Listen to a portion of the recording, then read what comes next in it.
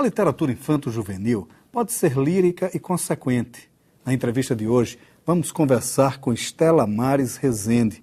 A escritora ganhou o prêmio Jabuti com a novela A Menina do Mercado Central, onde usa uma linguagem poética para falar das doces diferenças dos vários Brasis. Na Dica de Leituras, a convivência com a literatura. A gente conversa sobre os livros Sábados Inquietos, de José Castelo, e Drummond e o Elefante Geraldão, de Fernando Jorge. O Leituras começa agora, conversando com Estela Mares Rezende. Estela, bom, vamos começar falando dos seus novos livros, né, que ganharam os Jabuti, né? Foram 3, né? Estou muito feliz. Quer dizer, como foi essa questão do Jabuti, né? Porque é um prêmio importantíssimo, né? Mas o curioso é que ele, este ano, para o prêmio de ficção, foi para a literatura infanto-juvenil. Né? Isso foi maravilhoso, né? Eu já havia sido indicada ao Jabuti nas décadas de 80 e 90, né? 3 vezes e não havia ganho. Então eu imaginava que eu jamais ganharia o prêmio Jabuti. E de repente agora, em 2012, né, eu consegui essa façanha, vamos dizer assim, de conquistar 3 Jabutis numa noite só, né? Então, o segundo lugar ficou com A Guardiã dos Segredos de Família, publicado pela SM. O primeiro lugar, A Mocinha do Mercado Central, né, da editora Globo.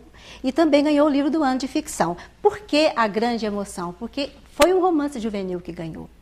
Então, algumas pessoas me perguntaram depois, mas não é sempre romance que ganha? Pensando assim, romance para adultos, né? Então eu respondi, sim, é sempre romance que ganha, só que dessa vez foi romance juvenil. Por que essa diferença? É romance, é literatura, é isso que importa. É o trabalho com a palavra, com a linguagem, é tentar emocionar o leitor, trabalhando a palavra. Então é isso realmente que importa. Então eu fiquei muito feliz de ver a literatura juvenil merecer esse prêmio, que é o mais prestigiado do Brasil. Então eu me sinto assim, representando toda uma classe de escritores maravilhosos que escrevem há tanto tempo e que merecem esse prestígio também. A nossa literatura é literatura, ponto. É isso. A Mocinha do Mercado Central, que é uma história...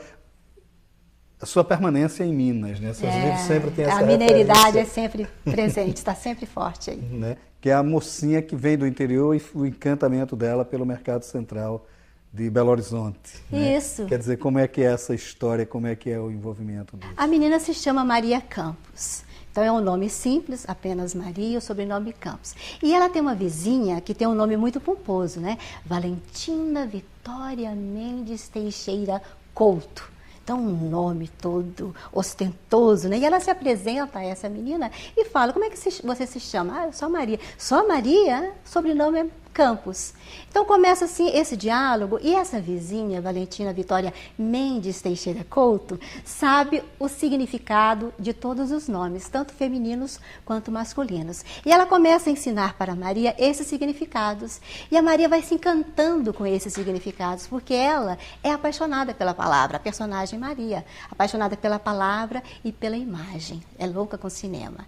Então ela faz essa entretenga, então eu vou viajar por diversas regiões do Brasil e em cada lugar eu vou fazer de conta que eu tenho um nome diferente. Então, por exemplo, em São Paulo, ela é a Simone, né? Aquela que escuta. No Rio de Janeiro, ela é a Lídia, o pássaro recém-nascido do ninho. Tereza, em algum lugar ela é a Tereza, aquela pessoa que carrega as espigas de trigo. Então, esse fascínio pela palavra e pelos significados, tudo isso faz com que a Maria viaje pelo Brasil. E, num determinado momento, ela vai ao Mercado Central, se apaixona pelo Mercado Central, pelas comidas, pelo cheiro, pelo cafezinho, pelo pão de queijo. Ela é mineira também e, apesar de que ela viaje por várias regiões do Brasil, ela mantém dentro dela a mineiridade. Então, ela permanece Maria, embora ela se transforme também em Gilda, em Simone, em Tereza, em Nídia, Selma, Thelma. Há um momento em que ela se chama Gilda, Simone, Tereza, Zoraida, Maria Campos, um nome enorme. Ou seja, Maurício, ela incorporou todos aqueles significados, todos aqueles encantamentos, mas ela mantém dentro dela o que ela é na sua essência. Então, é a juventude, né? Em busca da sua identidade, procurando se conhecer e não tendo medo, né, dos desafios, do desconhecido, do que há de mistério no mundo. Então, eu acho que essa viagem, ela fala do encantamento pela palavra, pelos significados e também do encantamento pela vida. O livro faz parte de uma trilogia que fala de adolescentes. Sim. Porque A Sobrinha do Poeta também é a paixão da adolescente pelo encantamento, pelo mistério. Isso. Né? E a história que se passa numa biblioteca, né? Na verdade, a personagem principal de A Sobrinha do Poeta é a biblioteca de Dores Indaiá, aquela biblioteca de uma cidade pacata, uma biblioteca que não havia assim, não havia muitos leitores. Os alunos da escola é que frequentavam a biblioteca, a comunidade não frequentava.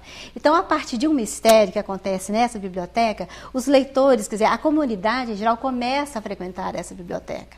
Então, o mistério chamou a atenção. Alguém escondido, vai lá de madrugada na biblioteca e escreve em algumas páginas. Mas não é em qualquer página, só em alguns livros que estão lá na sexta prateleira da sexta estante, diante da janela de vidro. Bisoter, apenas nesta estante, nessa prateleira. Então, esse mistério, esse encantamento pela palavra, tudo isso faz parte de A Sobrinha do Poeta. Porque eu não planejo nada, Maurício, eu não sabia que isso ia acontecer. Mas depois que a história ficou pronta, eu vi que essa trilogia fala da palavra. Ela fala do encantamento pela palavra. Porque o terceiro livro que fecha a trilogia se chama As Gêmeas da Família, vai ser lançado em breve pela Globo Livros, e também fala da palavra. São personagens que são encantadas com os mistérios da palavra. A mãe das personagens colocou, olha só os nomes delas, Maria da Fé, Maria da Caridade e Maria da Esperança. Então, as palavras fé, esperança e caridade permeiam toda a história. E elas têm raiva de terem esse nome em alguns momentos, porque o ser humano é contraditório. Não é? Nós temos orgulhos e temos vergonha, temos coragem e temos medo. Então, tudo isso permeia a história. Agora, é uma coisa que marca muito a sua literatura, além dessa questão da mineiridade, essa permanência em Minas, sempre. E esse encantamento pela palavra, você tem vários livros que falam sobre essa... Você está sempre falando de pessoas em momentos de descobertas. Isso. De renovação, de coisas. Quer dizer, é um certo sentimento de esperança que permeia todos os seus livros. Então. Creio que sim. E todos nós, em qualquer idade, estamos sempre nos reinventando, né? Buscando o que somos, o que deixamos de ser, com saudade daquilo que já fomos.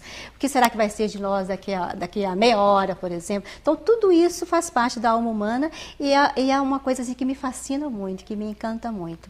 E, ao escrever para os jovens, eu não quero abrir mão, né, desse fascínio que eu tenho. Então, não importa o público, importa é fazer literatura. E na literatura, o que me fascina é isso mesmo. É a palavra e o mistério da condição humana. Quem somos nós? Por que nós estamos aqui? O que vai acontecer depois? Isso é fascinante. Eu quero que essa complexidade apareça nos meus textos. Eu quero que o leitor jovem converse com esses medos, que ele faça essas perguntas no seu dia a dia. Que ele não tenha medo dessas perguntas. E se ele tiver medo, que ele saiba lidar com esses medos, que ele tenha jogo de cintura. Eu acho que a literatura é uma maneira muito interessante, divertida e profunda de fazer com que o jovem aprenda a se apaixonar pela vida de uma maneira mágica, através da linguagem poética. Ou seja, uma coisa que faça com que ele tenha dúvidas. E ter dúvidas é muito saudável. Agora, Aguardando o Segredo da Família, né, que ficou em segundo lugar. Ficou em segundo lugar no Jabuti. Já tinha ganho a Barca de Ouro. O Barco a Vapor. Ganhou em 2010 o prêmio Barco a Vapor, que é o prêmio mais importante da literatura brasileira em termos de textos inéditos. Né? Então eu tive essa felicidade. E A Guardiã dos Segredos de Família é a história de uma menina chamada Nenenzinha, que tem 11 anos e que resolve, desculpa, ela tem 13 anos, e ela resolve cuidar dos órfãos, dos sobrinhos órfãos. Então ela deixa a família e vai cuidar dos sobrinhos que estão sendo maltratados pela madrasta, pela bruxa. Então ela faz de conta que é uma fada. Agora ela é muito contraditória. A Terezinha, ela me fascina muito porque ela é um ser humano assim, muito, muito verdadeiro, né? Ela é contraditória, ela é complexa. A própria madrasta não é uma madrasta bruxa comum assim, que aparece nos contos de fadas. É uma madrasta que de vez em quando é tão interessante, tão bacana, tão fascinante. Quer dizer, você trabalha com essas contradições Sim. mesmo, né? Quer dizer, o que lhe fascina, enfim, são as diferenças intrínsecas do ser humano. Isso é maravilhoso, né? E eu acho que isso é de uma riqueza tão grande, é inesgotável. Eu posso falar sobre isso o resto da minha vida e vou sempre continuar encontrando, né, novas personagens, novas maneiras de falar sobre isso. Então eu não preciso mudar de tema, né? Posso continuar falando sobre isso, sempre. E a questão da linguagem, quer dizer, como é que você trabalha essa linguagem? Porque é sempre uma coisa que me preocupa muito, com esse trabalho da linguagem, né? Quer dizer, como falar para o jovem hoje, né? E se você continua escrevendo para o jovem hoje, né? Quer dizer, como falar para esse jovem de hoje numa linguagem literária? Pois é, eu tenho filhos que vivem trabalhando com internet, né, videogame, e são apaixonados por essa linguagem também das novas tecnologias. E meus filhos adoram ler livros também. Então, eu acho que não há problema. Quem se apaixona por literatura continua gostando de outras linguagens e continua lendo livros também. Eu acho que não há nenhum problema, não há nenhum conflito, desde que realmente o leitor jovem ele se sinta motivado, né? Ele tenha esse incentivo em relação à leitura. Por isso a importância dos professores, né? Da educação, das boas bibliotecas, das boas escolas, porque quanta gente passa pela vida toda sem ter essa felicidade, essa alegria de ler um bom texto, de ler um texto literário de fato, porque os jovens, eu sei disso. Eu sei que é verdade que a maioria não lê literatura, infelizmente. A maioria lê um texto cheio de estereótipos, de lições de moral, ensinando coisas. Então, a maioria não lê literatura ainda, mas já tem muito jovem lendo literatura, por causa do trabalho incansável de grandes professores, guerreiros, que são incentivadores da leitura, que são pessoas apaixonadas por literatura de fato e sabem incentivar os seus alunos a lerem também. Mas o segredo para aprendê-los, né? Porque... isso é difícil de dizer. Como incentivar? Eu já fui professora, né, lá em Brasília, fui professora durante muitos anos. E como é que eu incentivava os meus alunos? Eu acho que cada professor deve ter o seu modo de incentivar, a sua maneira, descobrir como fazer isso. O que eu fazia, Maurício? Eu começava uma aula lendo um poema, ou declamando um poema, Manuel Bandeira, Carlos Drummond, né? Sob a pele das palavras, as cifras e códigos. Por exemplo, eu falava isso, uma frase, versos do Carlos Drummond, né? Sob a pele das palavras, as cifras e códigos. Quando eu dizia isso, meus alunos ficavam me olhando. O que você quer dizer com isso, Estela? E a gente começava a conversar. Então, você dizer um belo poema de uma maneira interessante, de uma maneira encantadora, pode motivar. No final do ano, os meus alunos estavam todos lendo livros de literatura. Eu sabia cativá-los, lendo poemas, declamando e conversando sobre literatura. E você também passa, então, essas lições para os seus textos literários? Creio que sim, de uma forma indireta, de uma forma sutil, porque eu não quero ensinar nada enquanto eu estou escrevendo literatura. Não tem esse objetivo educacional, mas está nas entrelinhas, né? As entrelinhas famosas de Clarice Lispector. Então, nas entrelinhas, eu mostro a minha visão de mundo. Não existe nenhum texto literário que não tenha uma visão de mundo, que não tenha uma ideologia, não é? Que tenha algumas ideias no seu autor. Então, é claro que essa ideia perpassa os meus livros, mas não é a minha principal preocupação. Meu principal objetivo é fazer um texto que encante, que emocione, que faça o leitor pensar, sonhar, imaginar, querer reinventar o mundo, quem sabe? Eu gosto de sonhar alto. E, de certa forma, contar uma história, né? Quer dizer, o mais importante a questão do enredo, né? Contar uma história. Tem que ter uma história.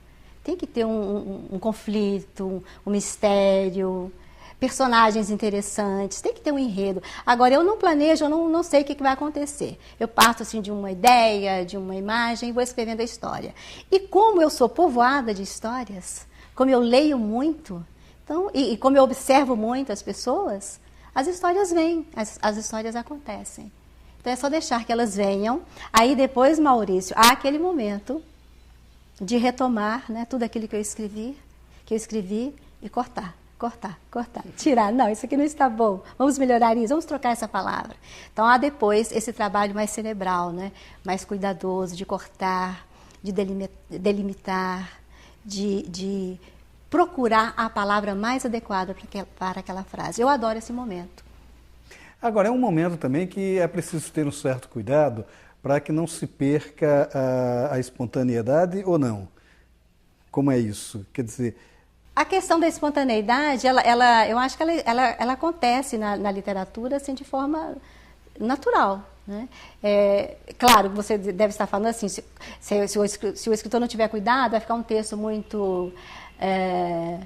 cheio de cerebral, muito pensado. Muito cheio de frases assim, quase que, vamos dizer, quase que desenhadas, né? Não sei qual seria a explicação que eu daria para isso.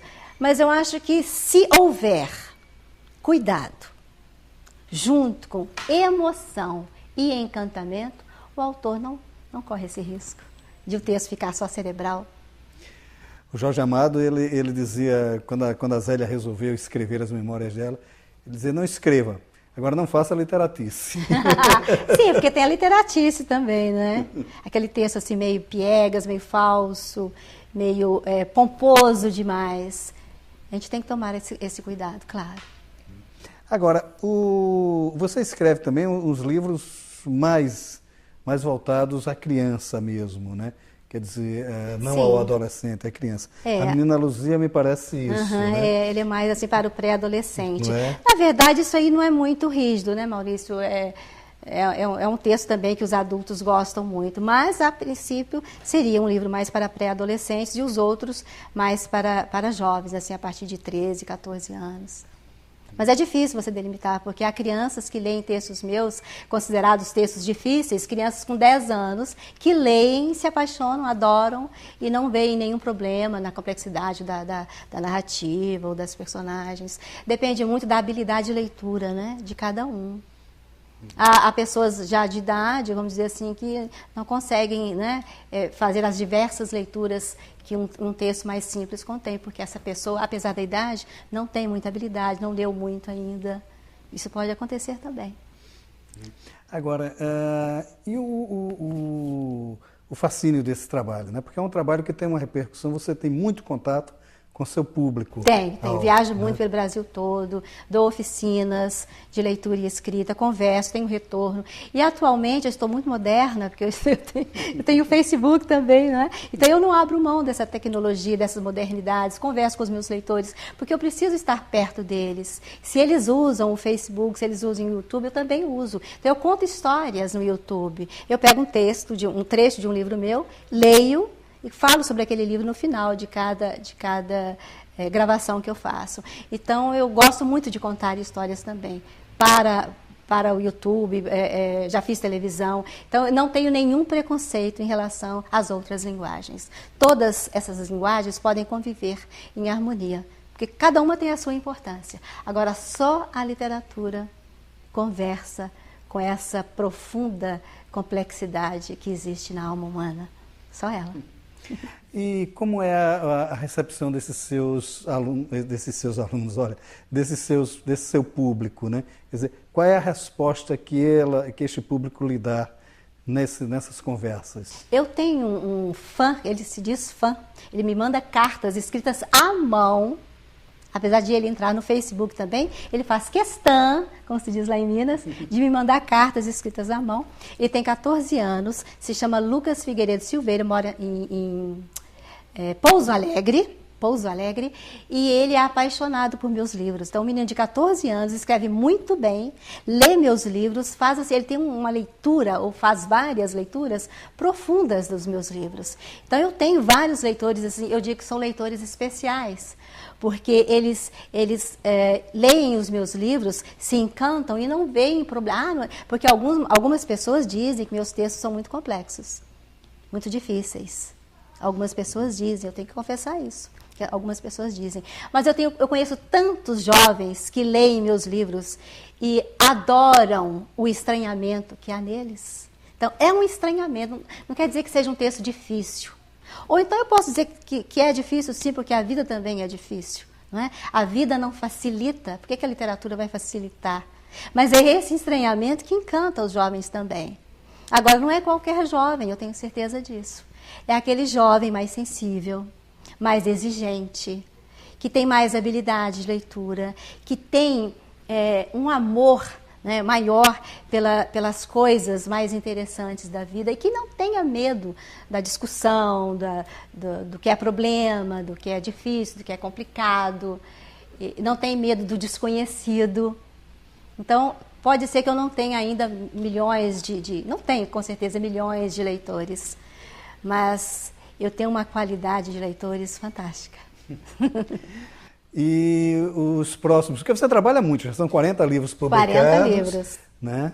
Quer dizer, e como é que você está trabalhando no novo romance juvenil, né? Que vai fechar a trilogia, né? As Gêmeas da Família. E mais?